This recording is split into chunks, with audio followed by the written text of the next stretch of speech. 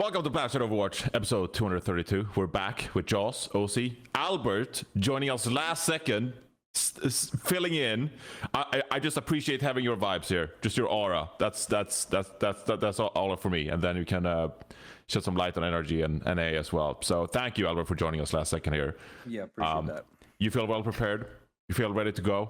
Yeah, I feel well prepared to talk about my sorrows and my disappointments, and yeah, I'm ready to go. The day, not to pour salt in the wounds, but the day energy lost in the bracket, I tuned into the other guy's streams, and a few hours later they were just sitting there reviewing replays and just going over like, oh, this is how we lost. No. And they were just jokingly flaming each other, just like, Cal, your lamp was so garbage here, like PG, what you died to the tracer, what you peeled the wrong way. It's brutal. It was a tough loss, man. They were heartbroken. That was the biggest like qualifier of the year. I mean, at least in terms of like, just obviously winning OWCS is like a prestigious thing, but like I think just getting our goal was like to make every event. Yeah. And it just sucked. Like, and then also like what happened the day after, it was like, oh, like what happened in Timeless? It's like really like that. That happened like literally right after, and yeah. I mean, we could have won it. Like for sure, Timeless won it fair and square. They were just the better team by like one or two fights. The entire series, right, was decided on one or two fights, I would say. Yeah. So that was brutal. And we'll get to that and the rest of the things going on in NA as well. But before we get into today's episode, make sure you check out Manscaped. As always, use code Plat Chat for 20% off plus free shipping at manscaped.com.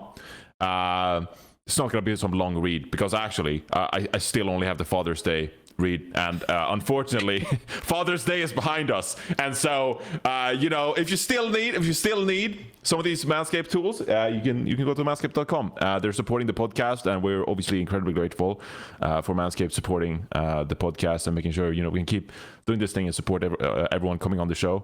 So make sure you go to manscaped.com, use code PLATCHAT for 20% off plus free shipping. You know it by now. The lawnmower 5.0 Ultra, the Weed Whacker 2.0. There you go. But yeah, we're just going to do a quick little episode. This one is pre-recorded, by the way. Usually we do live episodes, but this episode is pre-recorded because, frankly, this turnaround is so short. We couldn't just get everything ready to do a live stream.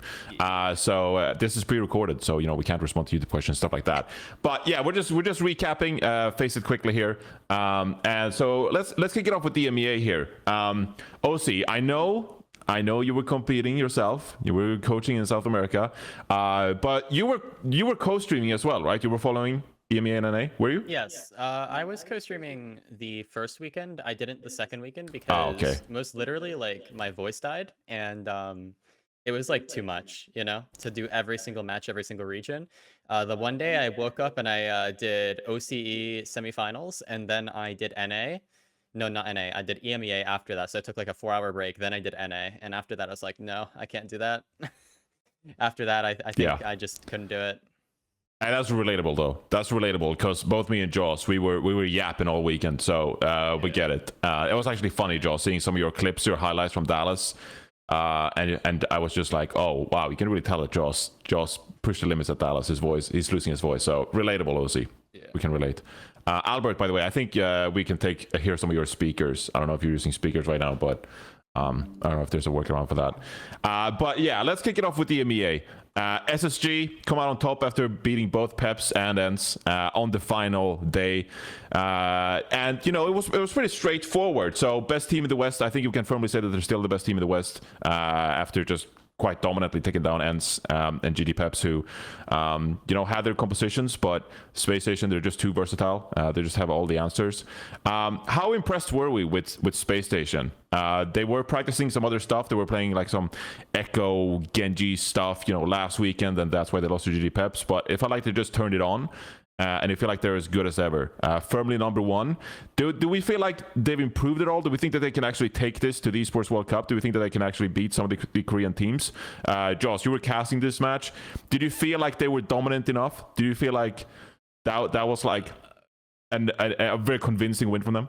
Yeah, it's going to be Dallas 2.0 actually at the Esports World Cup. I mean... You think they're better than Toronto still? Spacestation Gaming? Yeah, that's a good question. I think Toronto did have a bit of... I feel like I'm slightly biased now after watching that Toronto documentary, but like, I just don't think Toronto played at their maximum potential in Dallas. I think they could probably take Space Station to a few more games, you know? I think they can be a little bit closer in that regard. Are they going to beat any of the Korean teams? Hell no. I think the problem... So, like, this is overarching... You don't even think they can beat, like, Zeta Division or Fnatic? No. Okay, so the issue... So, this is a funny issue, right? Compared to the Overwatch League, OWCS is split into all different regions, right? Well, Overwatch League goes West and East, but ignore that. Overwatch League had the very best teams, or like the very best players, all concentrated mainly into one region, that being North America, right? Obviously, we had the APAC region too, again, but another concentrated bubble. OWCS now has split everybody up basically into NA, EU, and Asia, like APAC. Korea mainly they have the best players in the region, so they as a group are going to get better and better and better and better because their scrims are going to get better. EU and more specifically Space Station, they have reached like the upper limit of like what they can get out from their region. Same with Toronto Defiant. I do not think, unless they can regularly scrim the Korean teams, that they're going to be able to beat the Korean teams because the level of practice partners they have is so much lower compared to Korea. I think they're going to Korea actually. To practice. Boot camp. Oh, they're boot camp. I think they are, because I think I saw someone tweet like onto Korea or something. Oh yeah, I think I saw that too actually. Yeah, I mean that is one way to get way better fucking scrims, is going to Korea and actually setting up and playing against the Korean teams. But it still doesn't really cover the fact that this whole year they've only had kind of like maybe a block or two of scrims against Korean teams. I just don't think it's going to be that type of turnaround for EWC. That's before we even talk about the China team, right? Yeah. What are they called? They have like 3 names, like LGD. Once again. Once again. No, they're not called LGD now. They're Not called anymore, Woo. yeah. They have like a presenting sponsor that's like in front of their name too. It's like a 3-part thing. It's like a Woo. I think it's like Wu Fang LGD. Yeah, Once again. it's like it is. I'm not kidding. I'm not kidding. I think that's what their name is. That's true. Liquipedia at least says LGD.OA. But Okay, yes, there we'll is call them something on the LGD, graphic. There was the sponsor ahead of it as well. So yeah, there you go. Right. Wufang LGD away. Short and concise.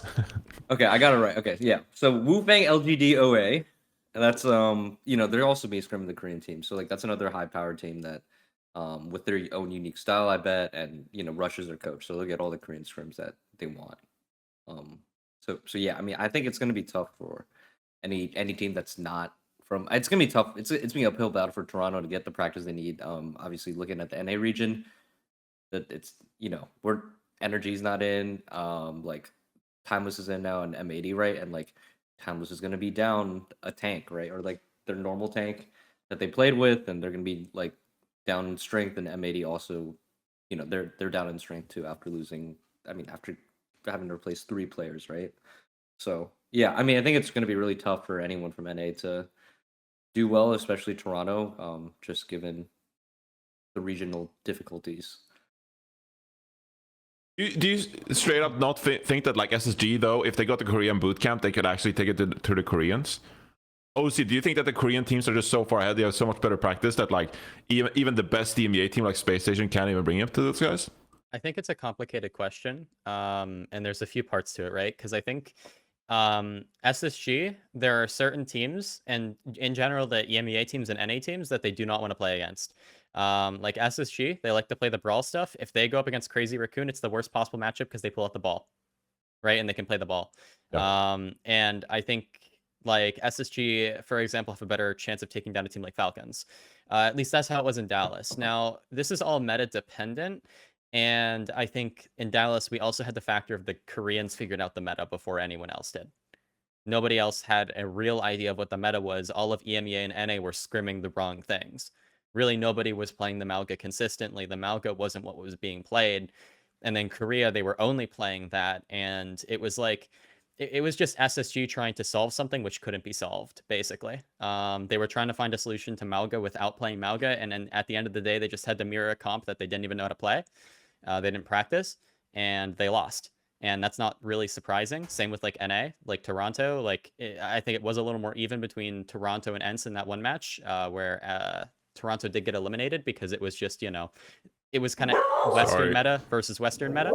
But even then, you know, both NA, EMEA, they had no idea what to do. They were lost. I think this next EWC, if we see another meta change and the Koreans figure it out first again, it's just over. But if it's more even, we see like the same Mauga stuff or something similar, and then everybody's on the same page, I think SSG have more of a chance to take more Korean teams to like map 5 or even win a match or something like that.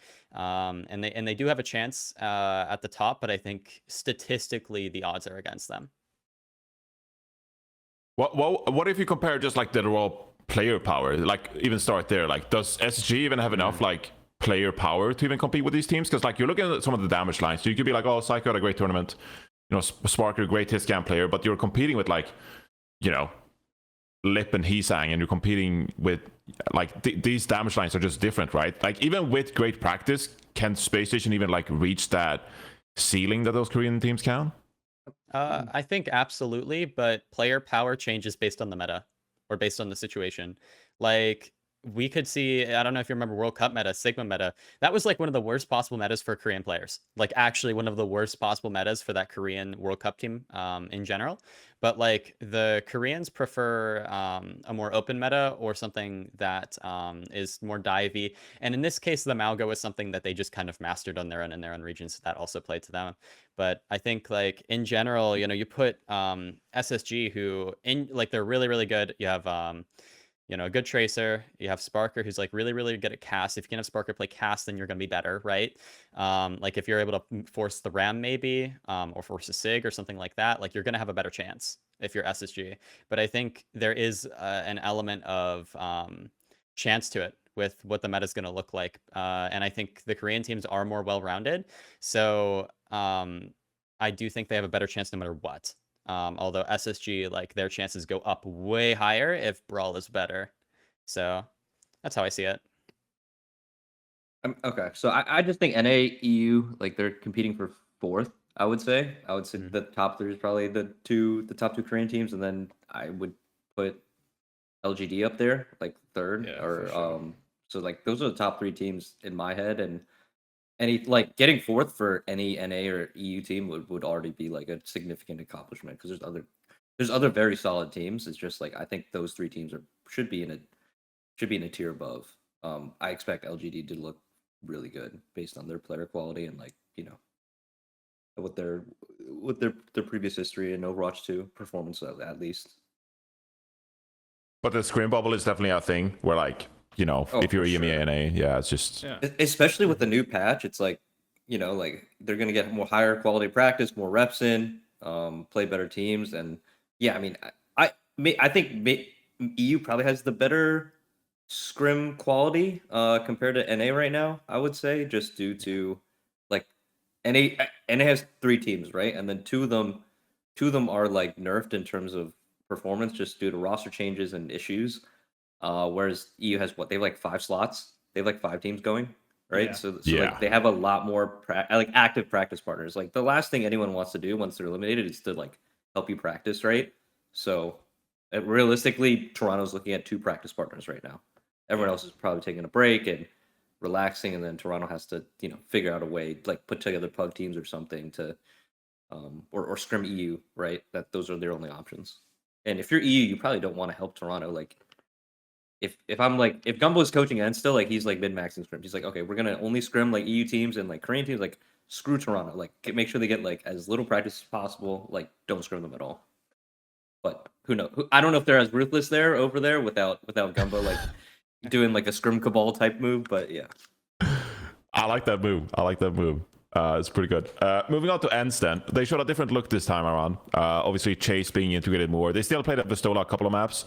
I even know for a fact, those of you tweeted out that you were like, where's Vistola on a couple of those maps last week? But they did play a lot more Chase. And that gives them another dimension, you know, being able to play more dive and stuff like that. Do you think the ceiling is higher for Ends integrating Chase into the lineup? Or was like the Sigma comp, like you were talking about as well, just like that World Cup Sigma meta is like the best case scenario for ENCE. Do you feel like Chase still on these dive tanks gives them another dimension they can utilize in their favor for Esports World Cup? Like, could they realistically, if they improved, compete on the dive comps? I mean, they have like Kevster and stuff, right? So if you can have Chase perform on Dive Heroes and then you have Kevster and Kai, like this team feels really solid on paper, you know? Yeah, so my concern is Chase going? Is Chase going? I mean, I'm pretty sure that is a great question. There were pretty big issue, like so far they haven't been using Chase as much because Chase, I don't think could attend Dallas. Like Chase could not leave Ukraine. No, he could not go to Dallas. No, So if that's still the case, then I think at the moment we have no idea. I think we have no idea. I kind of suspect that ENCE might have pulled out Chase here because they felt like, you know, otherwise they'd just be throwing this tournament, right? And they'd be throwing income away, and they felt it was fine to scrim and play with Chase for this specific qualifier just to get money, right? Because, you know, money is already hard to come by if you're a professional player. So, you know, your team needs income. You're gonna pull out a player even if it means you get less practice time with the player who you're actually bringing to LAN. So I wouldn't be surprised if we just don't see Chase again at LAN. So I believe it's an issue with Ukraine, not with visas to get into a country. Is he living in Ukraine? He's actually. So I believe the reasoning is that if you're above the age of 18, male, in Ukraine, you are not allowed to leave the country. There is a law about, like, I'm not sure if that's still active at the moment, but I would assume it is. Right. Okay. That is why he couldn't leave for Dallas. It was not because of visa issues. I thought it was a visa thing. Okay. As far as I know, you know, obviously don't like hard quote me on that, but I'm 99% sure about that. I know that was a thing for sure in the early days in Ukraine, but yeah. So that I believe that's what the issue is there. But I think for ENCE, either way, Sigma-oriented metas are going to be better for them, 100%. And, you know, whether we see Chase or not, I think that the Sig is good to have for the flat maps. You can't force Winston everywhere. And then for the dive-oriented maps, obviously having Chase would be, like, really, really nice. But, okay, so, sorry, Albert, do you want to have something to say? Yeah, I mean, I just quickly, I assume they expect Chase to be playing because they were already qualified for EWC. So it feels like, yes, the money, you can say the prize pool, but I think overall the bigger importance would be to the higher you place at actual EWC, that's like where the real money maker is, right? That's the real like difference in prize pool. Scale is quite quick. Yeah, so I would assume from them playing Chase in the qualifiers, it seems like they are prepping or they expect him to be there. Because otherwise it makes more sense to play Vistola and get more synergy, like get your you know your synergy or your Sigma comps or whatever you want to play with Vistola. Get some reps on that before you go to Saudi, right? So that, I mean, who knows? I mean, maybe OC's right, but that's my take on it. The money multiplier is crazy, actually. God damn. Like, yeah, I mean, get third, fourth, it's like 80k. Second is 160, and then first is 400, and then fifth, eighth is 40. Let's not look at one in second because that's not happening. But sure, okay, but whatever bracket, so each bracket will like double. So 10k, 20, 40, 80, and that's 80. Yeah, so if you can get 5 through 8, 40 grand. All right, great. But if you can get third, fourth, 80 grand. I mean, that would be a win, I'd say, for these teams. That's it. Yeah, absolutely. Yeah. How I see it though is if I'm a coach and like we still want to like perform and make money in this meta, right? And you know, you're talking about a almost hard Malga meta, right? Like almost all the time you're gonna want to be playing Malga or it's gonna be a ton of Malga mirrors. Vistola can't Malga. That's the like for the most part, Vistola really can't Malga. You're just Sig into the Malga, and you can play that matchup. It is doable, but it's really hard. And like I said before, I think they're doing this just so that they don't throw this tournament completely. Yeah, I mean, there's going to be another patch as well. Sure. Yeah, right. So like it starts what? So you gotta pray. I'm looking at Wikipedia right now. It starts 24th to the 28th, right? There's 100% going to be another potentially two patches, like one decently sized one, I'd imagine, like that touches a few things, There's no like mid-season patch, like that's just before the mid-season patch, so we're not going to get like a one that's going to shift a whole bunch of things. But I would be surprised if the tanks again don't get fucked around a little bit here. EWC will be on OPR though, because it's a LAN, right? So but what OPR? Yeah, which patch, right? Yeah, so like I don't. Yeah. Because they're definitely not going to play on this patch. You'd assume. Because it being a month away, like, I don't know. I feel like they're going to have another patch at least. I honestly don't know the answer. When would the mid-season patch it? I mean, that would be like during the event. That's after Esports World Cup. Yeah, like, they only just started. So it's if they bring like a hotfix patch, which I don't know if they'd make any substantial changes. Because the balance is pretty good, so I don't see them making broad changes. Yeah, and to be fair, they might not touch Malga. The reason why what I assume they didn't touch Malga this time around is because it's not that meta in like ranked, and like ranked play is like so different, and only at like the top level pro play that Malga is like meta. Yeah, and even then, it's not like we'll fucking watch this weekend. Well, like, which is a bit strange because I feel like Malga is like one of the easiest tanks to play if you just want a 5-man and like deathball and run it down mid, which is like basically almost every rank. You know, even at like GM, you can in top 500. People are so bored of the character. You could 5-man on Malga so easy, and like that's what people in like the low ranks do. Like they just 5-stack and they just group up and you know they don't take angles or anything. So Malga's like it's borderline like gentleman's agreement. We're not playing Malga. Like whatever you're a tank and you pick Malga, the enemy tank goes like, oh, you're boring as fuck. Like why are you picking Malga? So like there's actually like almost like you don't want to pick Malga in ranked because it's actually like to get in the GAs. I mean, seriously though, like I think rank fatigue is a big thing that I don't think a lot of people talk about. Like people just don't give a shit after like a couple of weeks. Like holy fuck, it's perma Malga meta. Okay, I'm gonna go Winston. Okay, I want to play fucking Sigma. Okay, I want to play Ryan. Like I want to play this. Like no one gives a shit. Like you can 5-up, group up, deathball and stuff every rank game, but like you're not gonna meet the same 4 other players that are going to want to do that next game and the next game. Dude, Ryan is still back. Why is Ryan so back in every ranked game? Because people love Ryan, bro. People love fucking Ryan. That's why. Like, genuinely, I think hero. one of the main problems with balancing around like all the like very very popular heroes at the top ranks is that people get so bored with them, so the play rates get so skewed. It's like I think personally it would be easier to look at pro play and go, okay, this is too strong, because in ranks people get so bored of that tank. They get so bored of that support lineup. They get so bored, and they just want to play something else. And OTPs exist, and you know, there's so many variables in there. So, that's why Malga didn't get touched. All right. Well, one team that touched again. Don't know.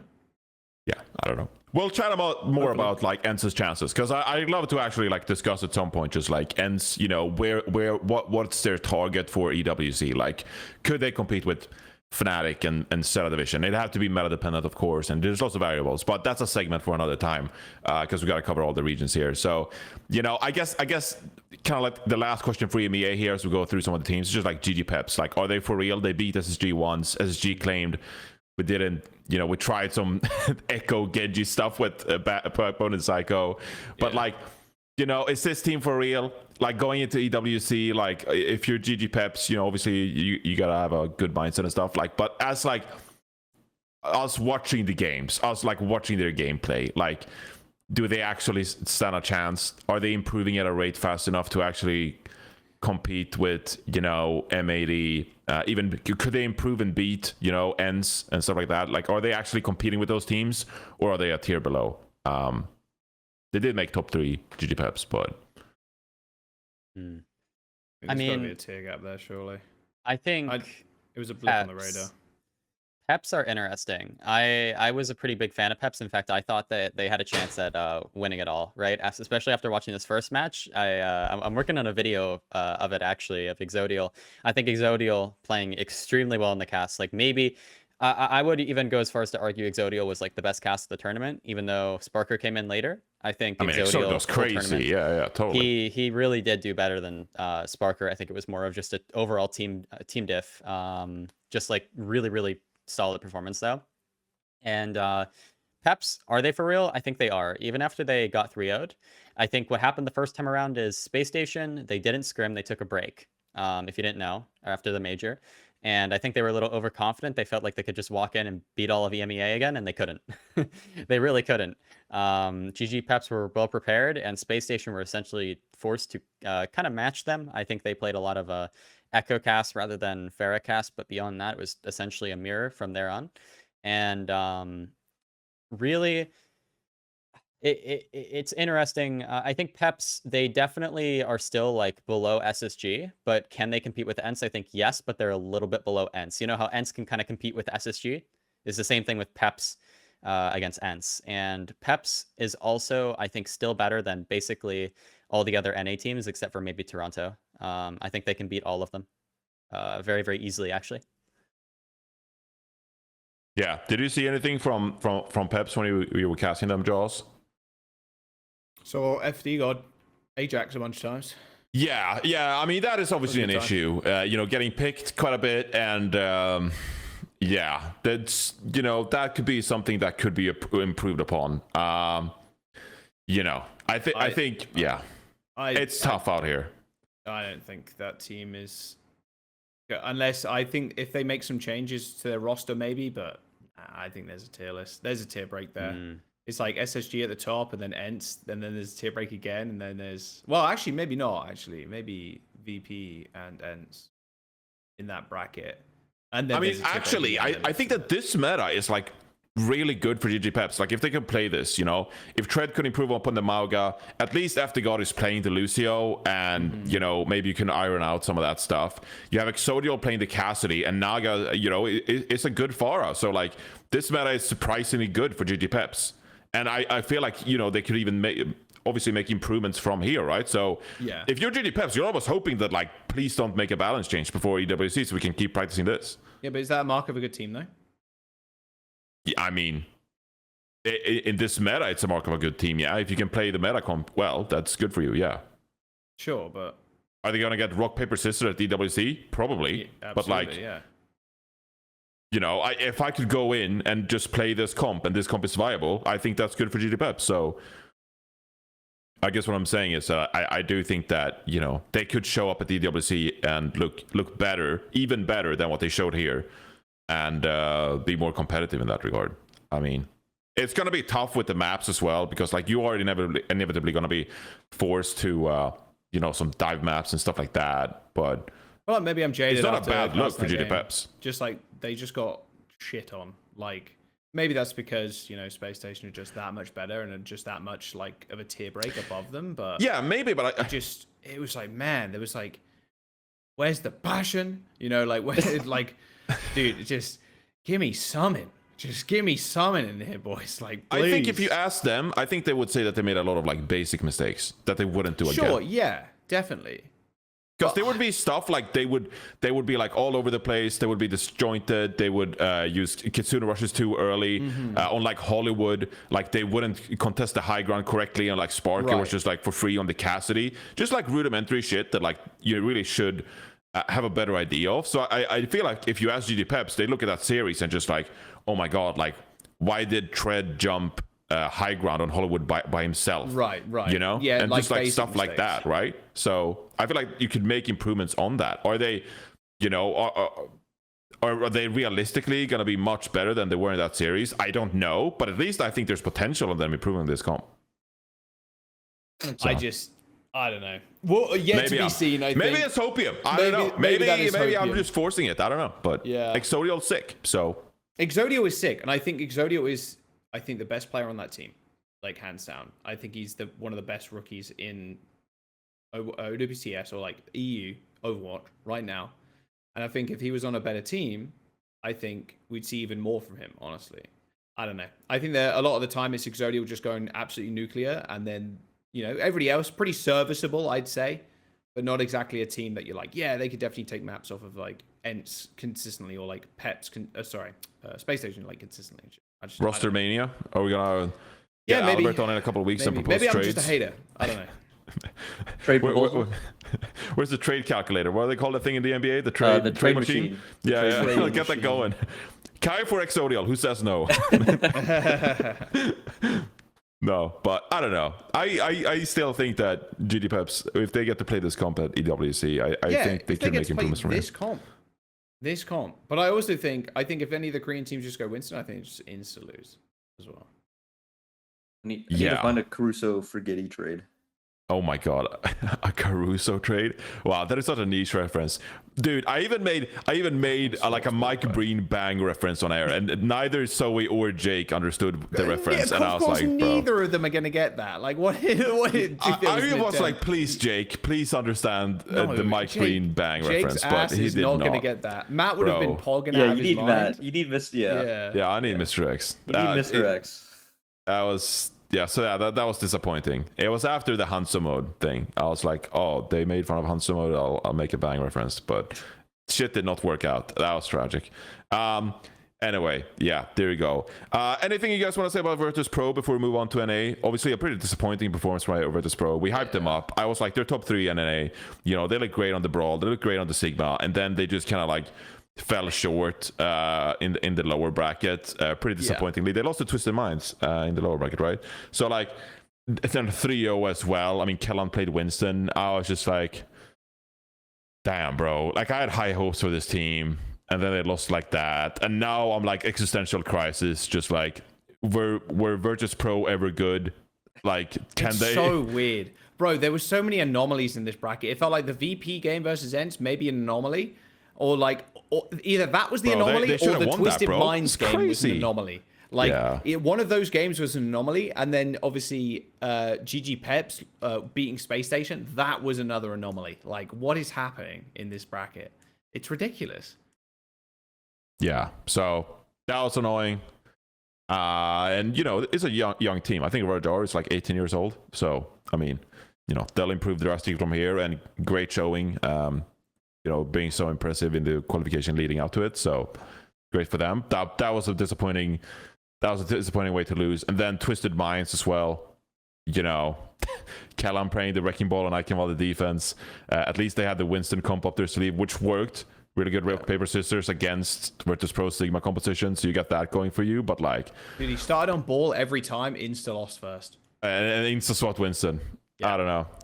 Dedication to the practice, I guess. They don't want to change things mid-tournament, but dedication to ball. Hey, that clock tower is really good for ball. Among highlights. But is this our bracket? Oh my god, that's terrible. Virtus Pro top 3. Wow, I mean, Virtus Pro almost beating Ents there, like. Wow, yeah, that was that would have been sick. But yeah, I mean, I feel like a lot of those teams, just like Virtus Pro, Twisted Minds, they're just like rock, paper, scissors. They have their style. Twisted Minds, they prefer playing more dive. Virtus Pro prefer playing more Sigma Brawl. And I'm just like, it just depends on who they're playing, right? Virtus Pro, at least. We would have been pretty close if Spacestation like their play styles. GG Peps. That first one. We'd have been pretty close. We were pretty close. We got the finals matchup right, just in the wrong order. Just completely wrong everywhere else. Oh boy. Yeah. So yeah, we'll see. I don't know if you guys have any takes on Virtus Pro or Twisted Minds, but we did mold on Twisted Minds on the broadcast, so you know, at least Quartz showed up in the end. Quartz had some good dominates. It's getting gameplay, so that was fun. All right, if you guys don't have anything else on EMEA, I guess we'll move on to NA. Man. North American Overwatch was played. Oh yeah. Yesterday. I love North American Overwatch. What an awesome region. What an awesome region. Imagine if we had one more slot, huh? Imagine if we didn't just drop the ball in Dallas. Yeah. Dude. Let's start with the good. Let's start with Toronto Defiant. Didn't drop a single map. Looked amazing. Versatile on the back of someone.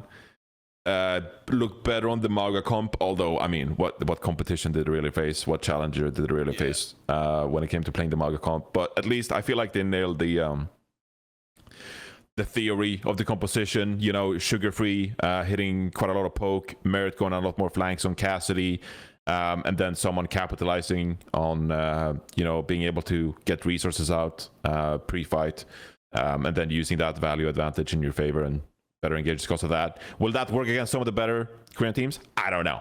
But I felt like Toronto Defiant at least was better, played better this tournament. So compared to Dallas. So I don't know what you think, having seen them play. I think the region as a whole, it's just so bad. The quality of the teams have downgraded the player quality. Oh like my god.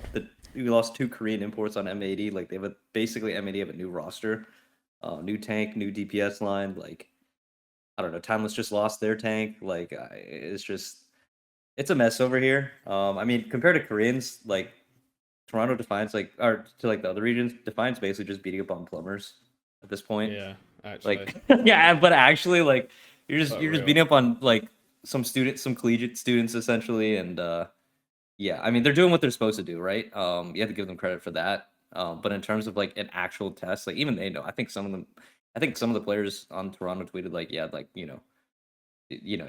none of this really matters unless we show up. We still got to show up on like on stage, right? And that's the big problem. Like, are they getting scrims versus like Korean teams and stuff? Because it's like better ping from. Bro, if I'm a Korean team, why would I do like? I would be like, why would you do that? Yeah, I'd be like, no way, like no way am I giving a scrim to, like not only like on ping, like we have like really good options in our region, right? Like there's Zeta, there's there's CR, there's like you can scrim the Chinese Falcons, teams, like Division, the Falcons, Fnatic, of course. Yeah, Fnatic. Like there's so many. Yeah, they're definitely not scrimming NA teams. teams. Yeah, actually, they're just scrimming themselves, scrimming each other, and then they're just gonna dominate on a LAN. Like, dude, this happened. Dude, it's like League of Legends. It's actually like League of Legends. We're turning into League of Legends where NA actually sucks. They go to they're like, oh, we're so good, oh, we're dominating, and then it's just like we go to an international event and just get absolutely fucking stomped on. They might get like a pity scrim or two, like just so they can have some scouting on like what they look like, but really it's just gonna. It's not gonna. They're not gonna try, kind of thing. Yeah, it's not gonna be really indicative of anything. Oh, holy shit! Yeah, that kind of reminds me of Dallas, where like teams are like, "Yeah, we're taking maps off for the Korean teams and shit," and I'm like, they are sandbagging the fuck out of these scrims, bro. And I fucking called that as well. I was like, they are sandbagging the shit out of these scrims, and it's the exact reason I reckon that you were just saying there, Albert. Yeah, I mean, they're just like, hey, feeling that shit out. Hey, we're chilling, bro, and then they just go in and hey. For the last year's World Cup, like I want to say the actual World Cup, not the Esports World Cup, but the World Cup, the USA team we actually smashed Korea and China in like the one scrim we had for each, but like it doesn't mean anything. Like it doesn't mean anything at the end of the day. You got to do it in the match, right? And like these teams are gonna show up in matches. Like I don't know, you have a game plan, and then a Korean dive synergy just hits you, the tempo just hits you, and you're like, well. We just on the back foot, like we can't really do anything against that. So yeah. Toronto are just stuck in purgatory where they can't practice against great opponents, and they're just stuck, just not being able to push their limits. Yeah, I mean their limits are definitely not getting pushed by NA scrims at all. Like they could probably, I don't know. I don't even know if like at this point it'd be better for them to just theory craft and like play like these NA teams that have like a hand tied behind their backs in terms of like. I mean, at least they play like SSG, right?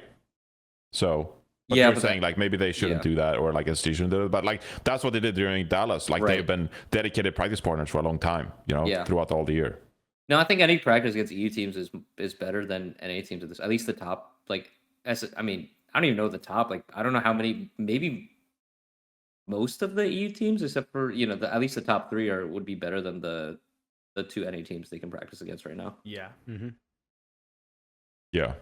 Well, I mean, Albert, you were at least part of the Florida Mayhem last year when like you had players like someone like Rapal, like Merit, right? Yeah. Actually winning the entire thing. How much like how good do you think this Toronto Defiant roster is on paper? Like, can they actually match teams like Zeta Division, for example? Like, I'm just gonna read out the Zeta Division roster. It's do that. Bernard Fearless, Flora Alpha G, and Violet Finn. And then read out the Fnatic roster. And then read out the Fnatic roster. Just it's Donghack Attack, Checkmate Viper Knife, and Lee Dragon is Hayaki. Like, I feel like Toronto Defiant, if they play their A game, if they get good practice and they push their limits, I feel like they should be in the mix there. I mean, they got 3 Overwatch League champions and arguably like one of the best tanks in the world. Like, they should be in that mix. So I'm gonna say at the highest level. Or I mean, just in general, Overwatch in general, I think you're only as strong as your weakest link at the comp level. So it doesn't matter. You can still lose with 3 AL champions, right? If you're like, And I think for Vega, like as a rookie, like he needs like all the reps. Like he benefits the absolute most from like high level practice. And I think like because all the other players, they've had it, right? They've experienced that. They know they can get into like the zone. They can like, but it's a totally different like Vega now. If he was an Owl, would be a much different player than Vega now. Like without Owl, like with playing in the NA, the OWC. Is there is something to be said about regular season matches in Owl actually giving you experience playing matches. Matches and like scrimming the best teams, like. RuPaul, like 3 of the players have done that. Vega hasn't really done that at all. Or sorry, 4 of the players, right? Like Sugar Free, but like Sugar Free was like kind of relegated to like Vancouver, just like meta tier. So like I don't think they got like as good of practice as they didn't make it the playoffs. RuPaul was like scrimming against the best. Right. Like Mayhem, like all the Mayhem boys were ex-Mayhem boys were scrimming against like the absolute best in the world. Yeah. For 2 years, for at least an entire year. Right. And I think Vega as the rookie is like he's gonna make mistakes. Like he's made mistakes in like officials, and like rookies are expected to make mistakes. But you need reps. You need a lot of reps, like a lot of scrims to, level yourself up, right? Especially at that level. Because I think being the best in NA contenders is like worth almost nothing. You don't really know anything until you play against like the Korean players and like the Korean pros who've been grinding this game for years, and Chinese players and all that. So I think that the problem isn't like, is Merit someone, RuPaul good? Like, of course they're good. It's like, what about the rest? Like, can Lenny really take it to like an Alfie? Can Lenny really take it to like Viper? Right? Like when he's Trace for 1v1ing Viper or Checkmate. Like, yeah, that's a good question. Yeah. Like that's the question, right? Is Vega gonna make the right decisions? And also that like compounds, like mistakes, like big significant mistakes like compound over like a map, over a series. And I think that's like little mistakes become like massive.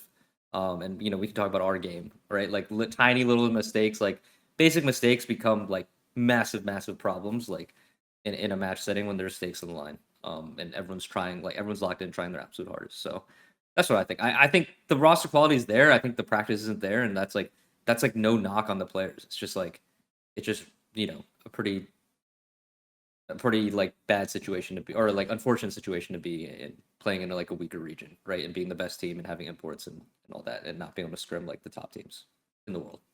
Yeah, I mean, if you just wanted to play the I want to make correct predictions game, you could just be like, hey, Korea's going to get top 4. Esports World Cup. It's the best bet. They have the best players. They have the best rosters. But I feel like the more interesting conversation is just like, how are SSG and Toronto not more competitive?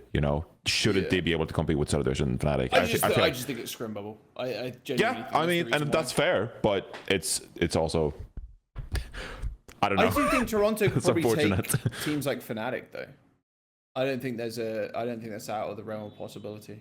I think Toronto still taking some of the lower end Korean teams, I think is very possible. Same with Spacestation actually. I think those 2 teams specifically are the only ones out of the regions that can actually do that. I think it's pretty safe to say all of the NA teams, sadly, they're going to suck at Esports World Cup against any top team. Because look what happened yesterday. Dude, it was Spectra in match chat just saying, I'm starving, please end the game. We're going to get 4-0'd, end the game so motherfucker can eat. Listen, everyone except for Defiant's just happy to be there from NA. Yeah, like, honestly, like they're just happy to be there. Like, which is kind of shitty for competition. MNE's just happy to be there. Like it's not, it's. I think Kluge tweeted after he beat us, like, oh, it's a vacation for me. Yeah, like right. Saudi's a vacation. That's not like that's their mentality going in. Like and I don't blame them. Like you look at all the teams that are going there. You're like really like. Like they apparently like Gator tweeted like they barely practice. It's like I get it, man. Like there's like low expect. Like just make it, collect your 40K and like move on. Like, I reached out to people. I reached out to coaches, and I was like, hey, we're trying to do this fun fact game. We're trying to do this player fun fact game. Get some player personality on the air, and we got about 15 submissions from NA, I think, which that's a decent amount. One of the player fun facts was Kalush going, I don't play Overwatch anymore. Yeah. It's like what, like, damn. What are we supposed to do with that? Yeah. Dude, that goes crazy, that gif. I don't know. I think, so here's the thing. It does kind of fucking suck. Like, honestly, it does kind of fucking suck that a team that doesn't practice, and I don't blame the guys. obviously there's like barely any money for these guys in the system post Overwatch League. Very hard to make it go around, which, you know, is going to disincentivize you practicing. Like, why would you try hard so much unless you genuinely were new on the scene and you cared so much about titles and winning and competing? You know, like, fair play. But if you're trying to make a living out of this as well, and all of these guys have been around in the scene for quite some time now, like, there's little incentivization to like play full time and practice full time and take it super seriously. So in no way am I blaming the M80 guys, but it does suck seeing some of these games then where just like, you know, you phone it in. It makes our job as broadcasters especially, it makes it more hard, because like, what are we gonna say? Just like, oh, you know, I don't know about M80, you know, they could show up and individual talent and like they could pop off, but like, damn, like, are we being dishonest here? So it is frustrating in that regard. I will say though that what makes the NA region so much fun is teams like NRG, teams like Timeless, and I'm blanking on the other team. There's one more team in the region as well that genuinely freaking wants to win. Like, these guys are fired up, they're fun on stream, and they genuinely care about winning. And I think, you know, NRG losing, you could tell in the stream afterwards.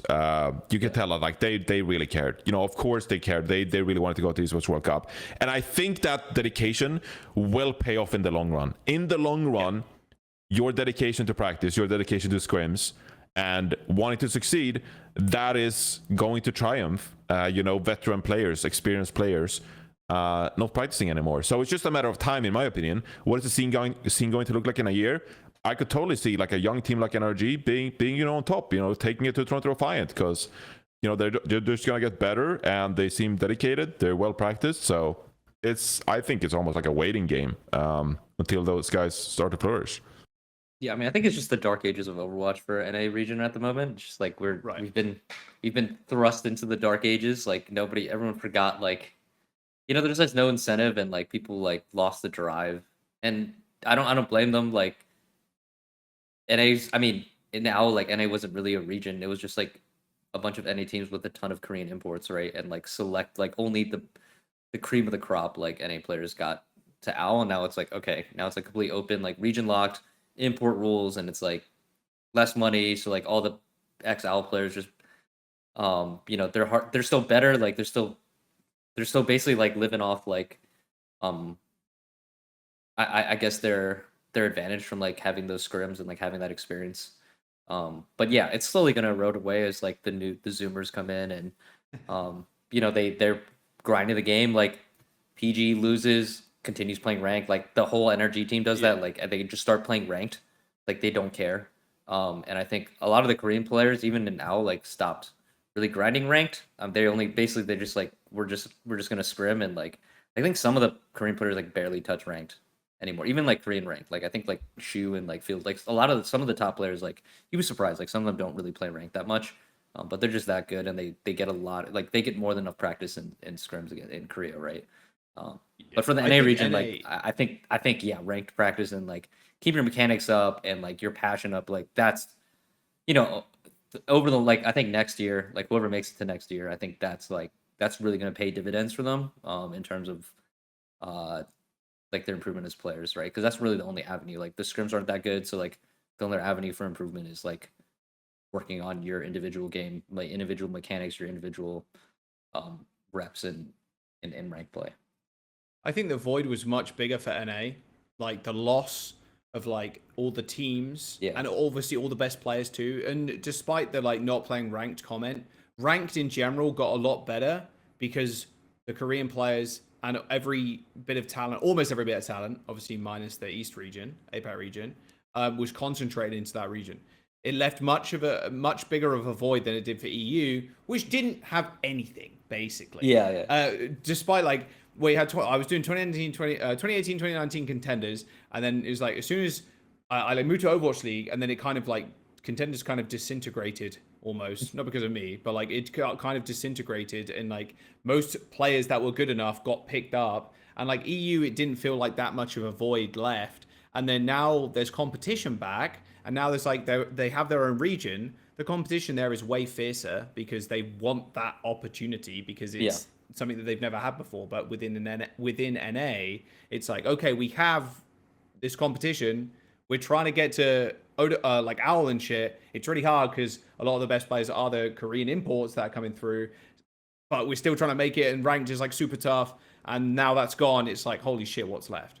It's like, oh my god, we haven't got anything. Whereas EU is like, we didn't have anything anyway, and now maybe we've got a little bit less, but like it's something that we've just never really had. Well, we've got more because it's something we've never had before because we get our own region. That's the way I see it. I mean, you guys got 5 slots. Like the region got 5 slots. I think the results, it's like the qualities, like the quality of playing like players and teams is higher in that region. That's why they have so many slots that for EWC.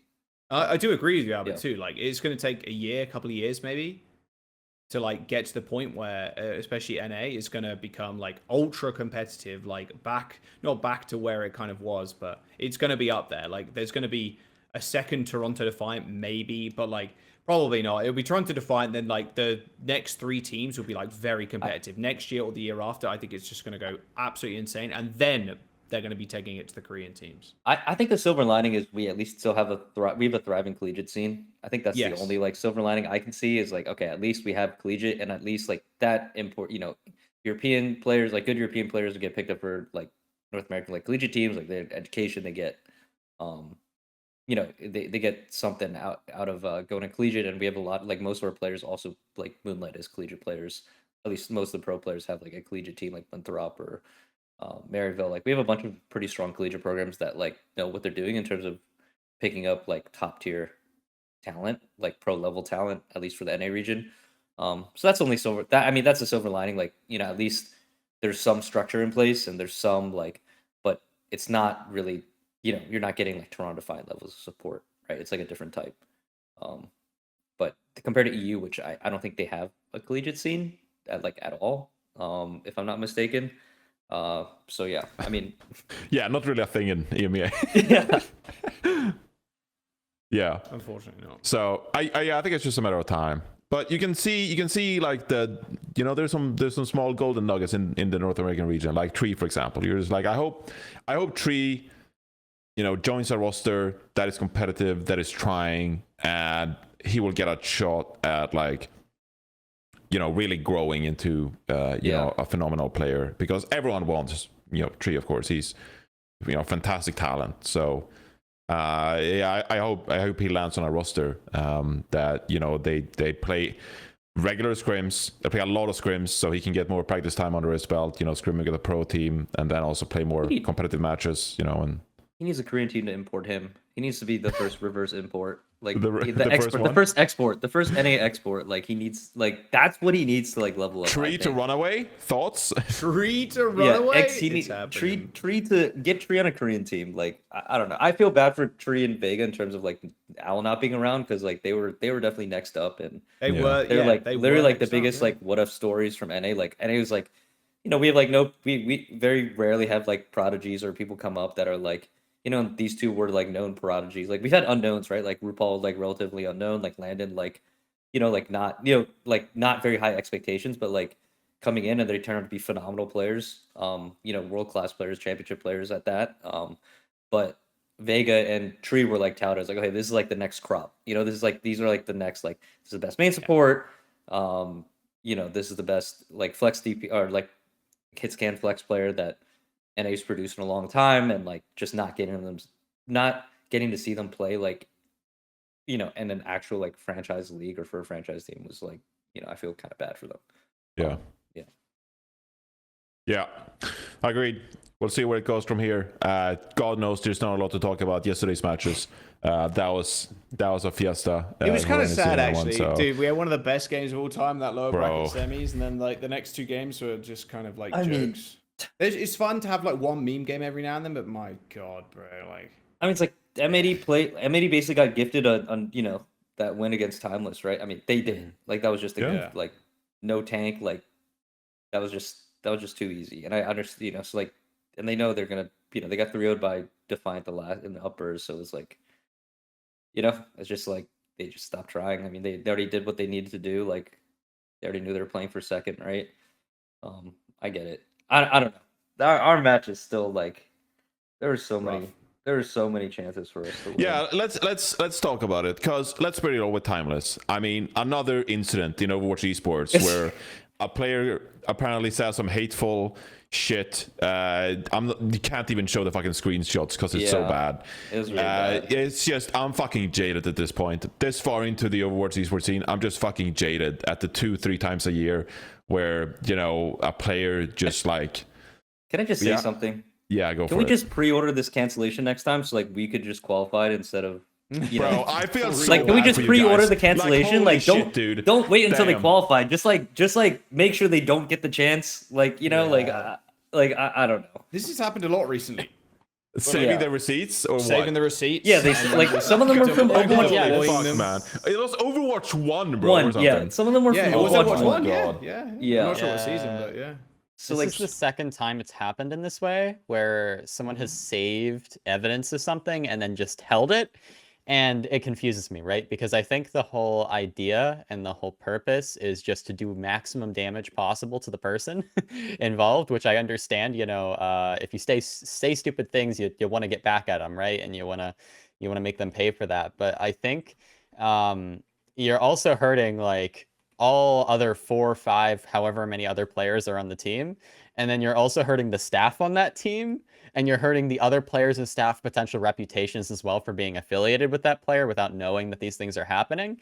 So I think there's just a lot of factors that I think anybody who's holding on to receipts for things like this, like, yeah, I think the best possible time is as early as possible. Now, that could be just during a tournament. And if that's the case, then that's the case. But, you know, once you have everything gathered and once you have all that available, which I'm sure it was all available a month ago at least, at that point, you should probably release it. And you should probably, like, I bet this could have been all released before the tournament, the playoffs even started, right? It could have been released during the regular season. And released in Overwatch 1. I guess this before Overwatch 2, actually. The timeless players, you know, they do get kind of a free vacation, I guess now. But that's about all they're getting. Right. I just think though, in general, like it could have been worse. It really could have been worse depending on the timing or whatever. So like, I think just for anybody who's in that situation, you don't know when to release things like that, just do it as soon as possible. And, you know, if it's a shitty situation where it's like during a tournament, it happens, but as soon as possible is always better.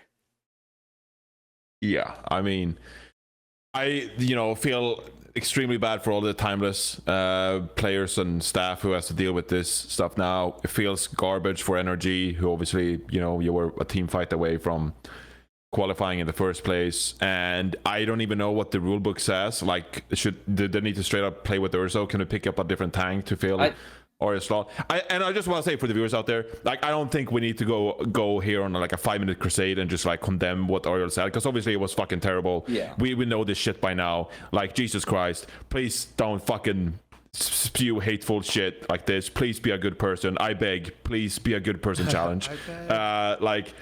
So yeah, at this point, like, we're kind of just dealing with the repercussions of Ariel saying this shit, right? So like, where do you go from here if you're timeless? Like, I think you look at another tank that didn't make it in the NA region, or you. So could they just hypothetically pick up like anyone? I'm sure they would make an exception. I'm sure Faceit will make an exception for them because they did the same thing with M80. Like, that's why M80 were allowed to have 3 new players come in, because of like, they're like, oh, basically unforeseen circumstances.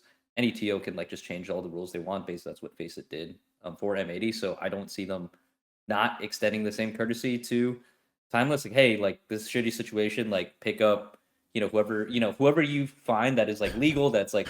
Would you give out infected on a loan? You can loan infected for a month. I mean, I don't see why not. I mean, it depends. It just depends on who they want, right? Like, I think there's a few options, right? Like, I don't know, maybe even look at like Space, or like, like I don't know how creative you want to get. Yeah, why not? Who knows what the meta is, and if you just want to have.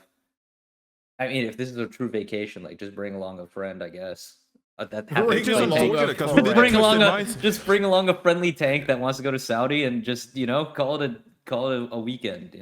I don't know. At this point, it's like they qualified with a tank, and they're gonna play with another one that they have zero synergy with, zero practice with. Like, they could go it could go any number of ways. Right. But I'm sure they've already decided on one by now because they've had they probably have to work fast because they're probably pressuring them like, hey, can you get us because they have to do visas, right? They have the visas. They need to do visas. They need to do. Everyone else is qualified. Everyone else is getting their paperwork in order. So I'm sure they've locked in their choice already, and we'll just have to wait for the announcement. Yeah. It's not going to be their manager. There's just no way they're playing their manager. I do have some information actually too. Sources. Sources from the Faceit admins. Actually, I talked to the Faceit admins, and this was specifically with my situation with South America, where I know for a fact that certain roster changes can be made, although he wasn't super specific with that, and he said he wasn't sure himself. But what we did know for sure is I was actually not on the Faceit roster as a coach for Warpigs, but I was allowed to be in VC and stuff, and they gave me permission for that. But they said yeah, we can add you to the roster after the fact, and you'll go to Saudi if you qualify, right? We didn't. We got third place. But what and then this is exactly the words of the admin. If they qualify to EWC, they can have an addition, especially a coach. Not sure how many players they can change or if they can do that, but I can ask this question as well. So it seems like that's very much a possibility to change players or make an addition or something along those lines after a team has qualified. So we'll have to see what their rules are on that, but it's not out of the question, right? Yeah, we'll see what happens. All right, Albert, what happened, bro? What happened? Let's get to the NRG series. I mean, first of all, what a great series. That was just the most amazing treat. It was so close. It was so entertaining. So much on the line. Okay, not rip on NRG. Solomon, come on now. Yeah. That's a brutal title right there. But it was an amazing series. But man, it sucks to lose that close, one fight away from qualifying for EWC. Yeah. That's a heartbreaker. I mean, that was it was. I would just describe. It wasn't great Overwatch, but it was great to watch. It was just a knife fight in the mud. Entertaining. It was a knife fight in the mud, and we were just rolling around, and everyone's getting dirty, everyone's dropping the spaghetti, everyone's pooping their pants, and it was just but it was entertaining. I'm at the point where I can watch something while invested in it, and I can step out and from a third another point of view. I'm wow, this, at least the match was exciting, right? It was a potential reverse sweep. It was a 2-0. It takes a lot for me to feel nervous about matches nowadays, after being on Mayhem for that long and losing that much. So people are ask me about how I feel about the loss. I was I don't know. I've been here so many times, with Mayhem in the early days, but this was one of the matches that actually as the match went on, I was feeling nervous for which is rare for me. Usually I'm pretty stoic when I watch matches. I'm passionate, but I'm not nervous. It kind of is what it is. It's out of my hands. But yeah, it'll play out. I was can we reverse sweep? Is it possible? Oh shoot, it's actually possible, right? I don't know. Midtown we should have held. Koth. I mean, we always lose Koth. It's whatever. But Midtown, I don't there was this one fight where we were one fight away from drawing on Midtown, which would have given us a massive chance instead of being the whole 0-2. Which meant if we lost the map 5, we could have went to a map 6. Oh, that's when they pulled out the venture, on the overtime. Yeah, no, but we just let them. We won the first fight, and that's the most important fight in any full hold, especially on Midtown, which is very full holdable. If you win the first fight on defense, you can hold for a very long time. A lot of people do. Right. And so we won the hard fight. We won the most important fight, and then we just let them walk. They 5-man ran through subway. I've never we just let them, and then they boxed us into a room. I don't even understand how that's possible. They ran through subway, ran through took the entire point for free, and we're just in mega. We're on offense. I was so confused by that. We were screaming in the green room. We were what are they doing? They're just falling back. I'm not exactly sure what the call was, but I was wow, that's just a rookie, a rookie team mistake. They see that, and then they probably think they're so dumb. There's no way any of my players are looking at that and be wow, we did the right thing there by hitting the S key and getting full boxed into a room where instead of just poking at them and taking angles and little mistakes like that. And I'm really I was really proud of our team for coming back 0-2 and locking in and winning 2 maps in a row. It's for it's sure no easy task. And Flashpoint, we had to clutch up, right? It went to the last point. And yeah, I mean, and then Rialto's on the screen, and my God, we could have we could have full held first point. We did a really good job. Like they capped both points in OT. Or actually, they capped all 3 points in OT. But the third point fight was like ridiculous. Like we made so many mistakes. Shit of all time.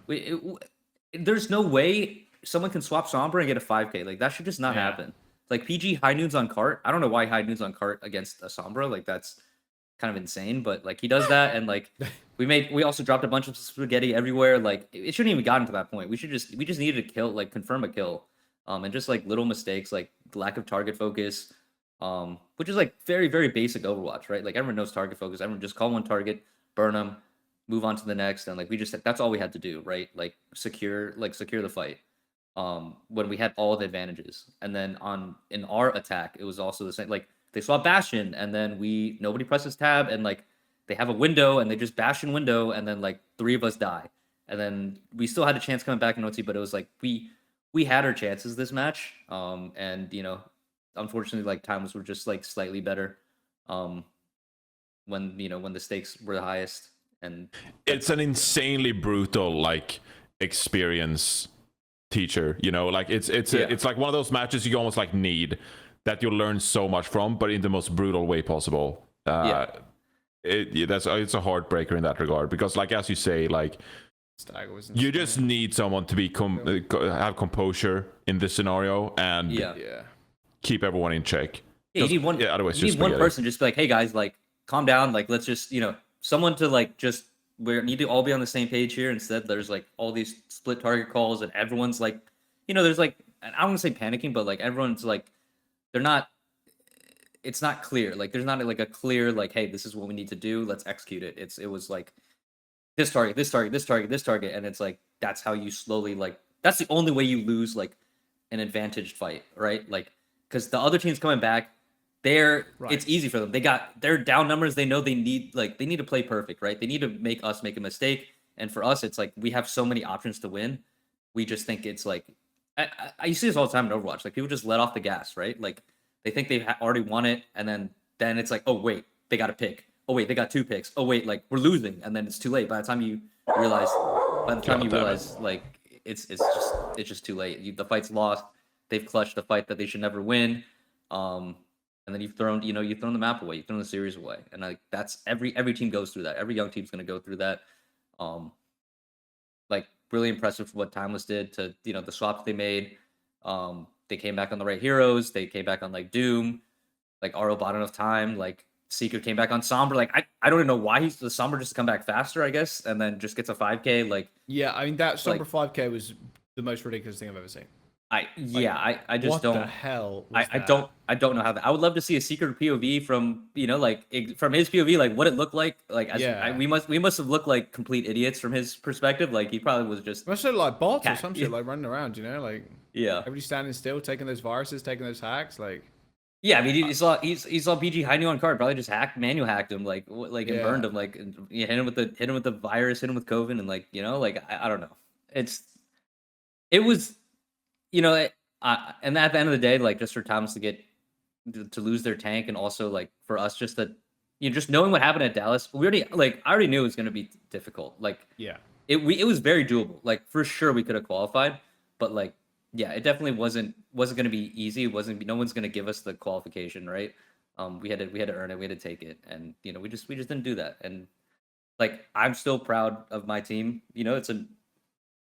There's a lot of rookies on that team. There's a lot of like young players, and they're just going to get better from that. Just really sucks we don't have a spot. Just like all the circumstances and everything. I don't know. MAD was like yapping at me. I was like, whatever, dude. If you win, you get a yap. So like, I'm cool with that. I can take the heat. I just thought it was weird they were yapping at me when like they didn't beat me. They beat like my like I don't know, like talk like yap at the players you beat, not like the GM that like But hey, dude, man. Here you go. Here's the fucking 5K from Seeker. High Noon's on payload. I think he was just dead anyway. PGE was like 1H, but but why was he... must have hit him with a. I don't know why he's high Noon on payload, but I think ZSS maybe hit the kunai. Yeah, he told me he like the damage mitigation, but like you can get damage like I don't know. I think I guess from in his point of view, it's like High Noon, like that's like the highest point, right? On the on the third point, but like it's also the most exposed, and they have a Sombra, and like it can happen. As it's they tough. Yeah, it's brutal. I mean, not like PG has a ton of match experience either. Like, how many map 5s overtimes has he been in, you know? Yeah. So, you know, it's it happens. It happens. It's a brutal way to lose. I mean, same thing happened with Mayhem, right? Like last year, like before we won, like I think the first half of the season we were we struggled in like clutch situations. Like we were not clutch. That's something that you learn and you build up to. It's not something that you just wake up and have. Usually, unless you're like a freak of nature, but like usually you learn from the situations, like you learn from the losses, and you're like, okay, and the next time this OT happens, like I know exactly what to do, right? Like I know exactly like how we need to call, how we need to, we need to calm ourselves down, we need to take good positions, like someone needs to focus up. And I'm sure next time the situation comes up, we'll be much better. Yeah. But yeah, again, like you said, like you need these type of experience, you need these type of tough losses to really grow. I mean, I think that's what grows you the most. And they also like I look at those guys as well, just like as a former competitor myself, and I'm just like the way they sat on the streams afterwards and like analyzed the VODs, and yeah, were they overanalyzing? Were they like too dramatic? Yeah, of course, like they were upset about losing, of course, but at the same time you can tell that those guys are so driven, so motivated, and they care so much about this that they'll bounce back, and they're gonna be better next time, and they're gonna be more prepared next time. So, man, it was an incredible match. At the end of the day, It was ridiculous. just a treat of a match. I think it was the best one over the past 2 weeks throughout the One of the best ones of the year, I brackets. think, for compared to Overwatch. Yeah, for sure. Like Albert said, maybe not the best match quality, but it was certainly entertaining, and this is what you want to see. If you're tuning into the broadcast, Yeah. this is the kind of stuff you want to see, right? So And that's what Great happens when you match. have two teams that are passionate and there's like actual stakes in the line, right? And then all the other matches after, like very little stakes, like Yeah. then it's the kind of quality deteriorates. I mentioned this, I think, in the green room or some shit. I was just like, it's such a strange tournament to be in because all of the stakes are decided like in the semis. And it's just those last few games, obviously for EU is a little different, but for the last games of NA, like it literally meant nothing. And it just felt bad in a way. Like it was still kind of fun. Like I don't mind a meme game. I tweet out like I don't mind a meme game every now and then. It's kind of funny. Obviously with the timer situation. You just But don't want it to be. but it's like the finals should be the finals. Yeah. People should tune in, and it's like this match right here means so much. Or like the winners finals, that means so much. Maybe there's a qualification just in winners finals, then finals decide seeding, like some shit like that. But not like semi-finals. Like it's already decided. It's all done. But I guess in a way it couldn't really be helped, but it still feels rough as a viewer. Like not even just like working on the show. I think the worst part is I don't even think like the only thing that they could have played for in terms of increased stakes would be prize pool. I don't think prize pool would have affected how much they tried, honestly. Yeah.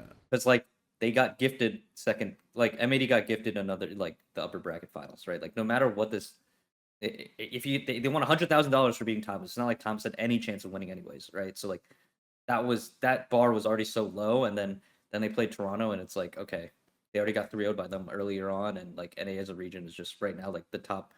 It's just Defiant and like Defiant and like a tier break, and then like all the other teams, right? So I guess you could put M8. You might even put M80 in its own tier, considering like the ease with which they beat the other teams.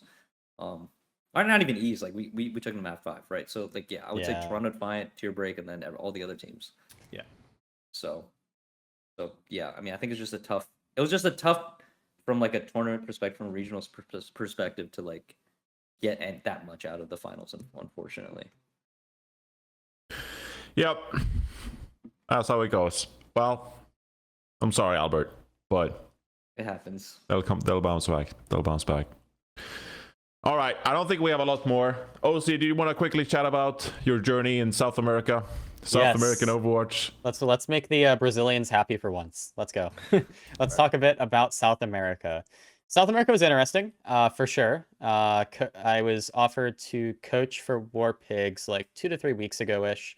Around then, started working with them, and the team, all of them speak English, and that's how it is for I think most of the Brazilian teams, but they come in Portuguese. So I had to kind of infer what was happening a lot of the time, but that's fine.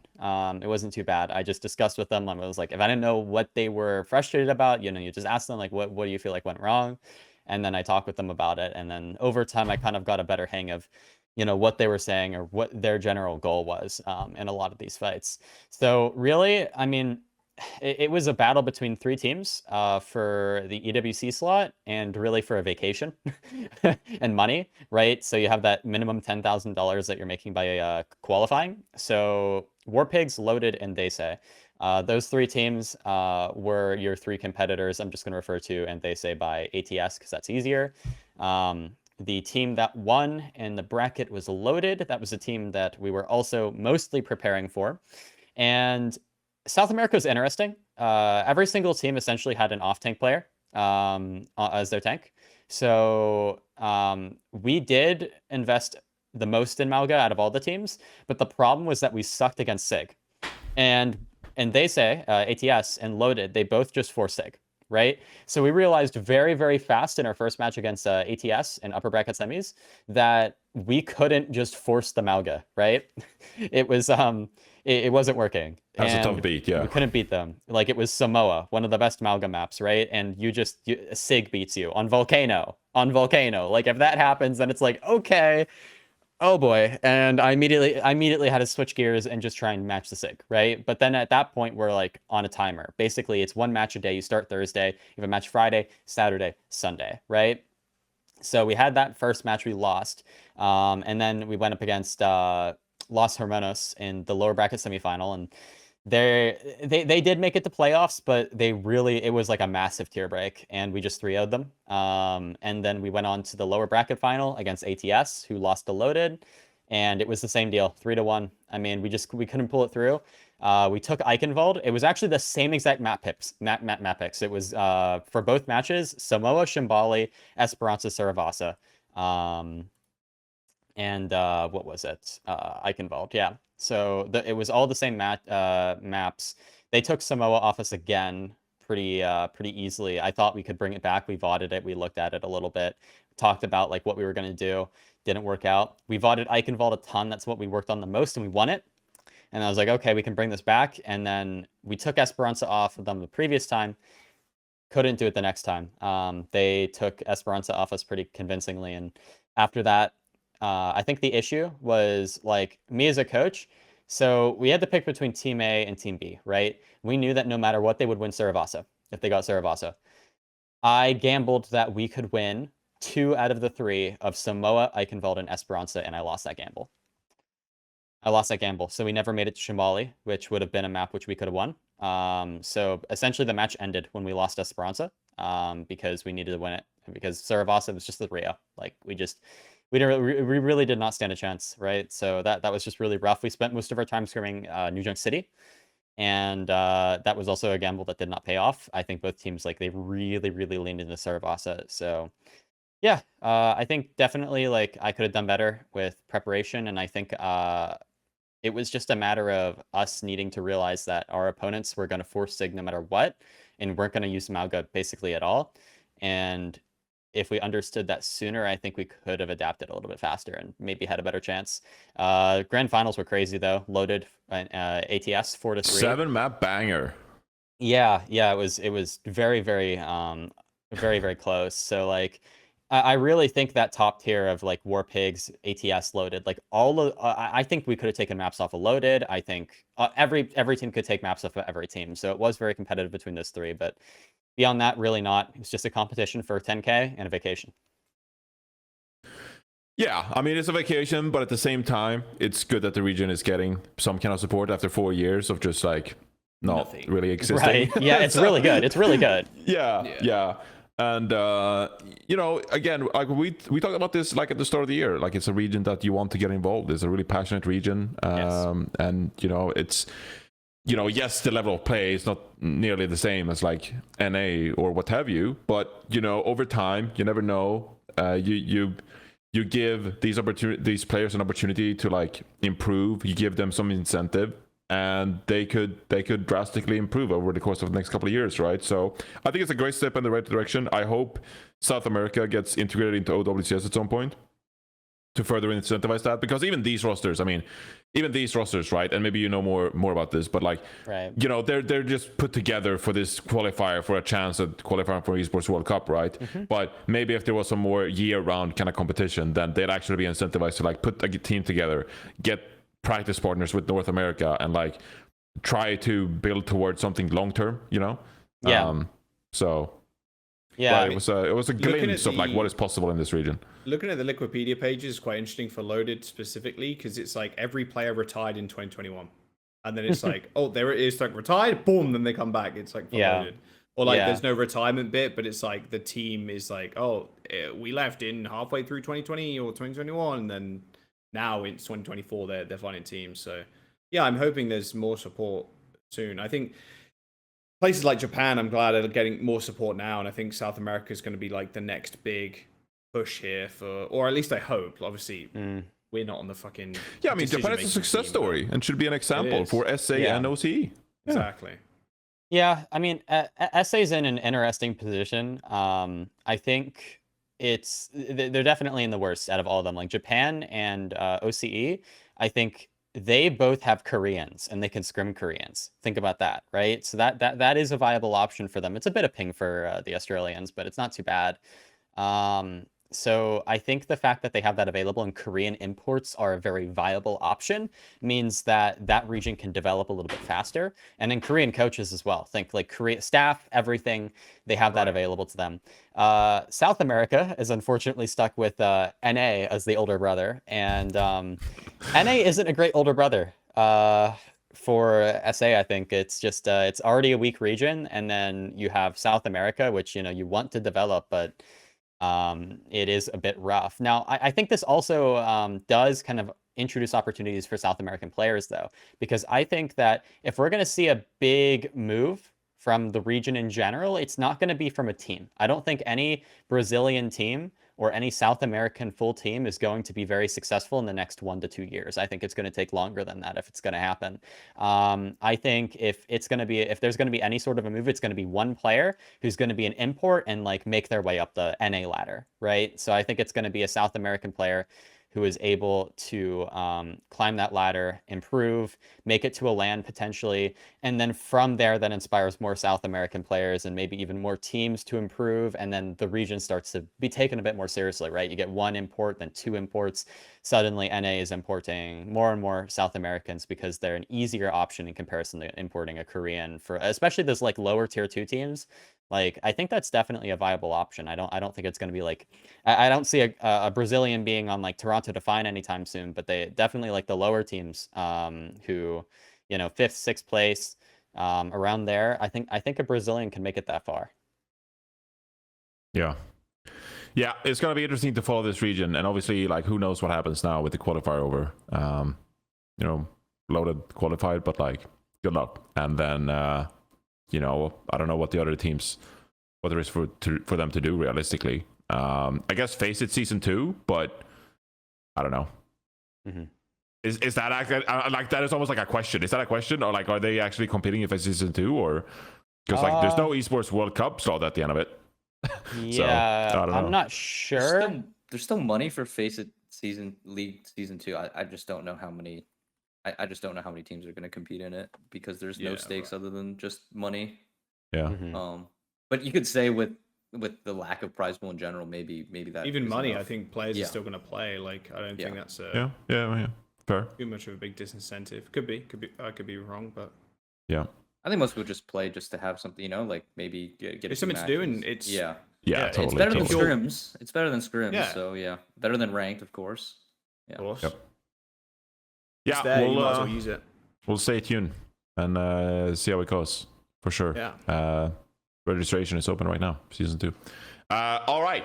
I think we're gonna wrap up the episode here. We started recording a little bit late because one member couldn't make it. So Goddamn AVRL, bro. We pinged him in the Discord and everything. I'll call him out. The full Plat Chat I'm making a squad. call out. What are you talking about? Yeah, that's true. Actually, new squad assembled. Version 4, Plat Chat version 4. Here we go. But yeah, so we're gonna wrap it up here. I got a bunch of stuff to do. I'm going on vacation, so we might not have Plat Chat for a couple of weeks here. Well, we'll see. Where are you going? Tomorrow I'm going to Hawaii, and then I'm going to the East Coast. So taking some time off. Have fun. You know man. where I'm going? I'm going Ralph's, bro. That's where I'm going. I'm going to Yo. Ralph's right now. After this, I'm going to go get some broccoli.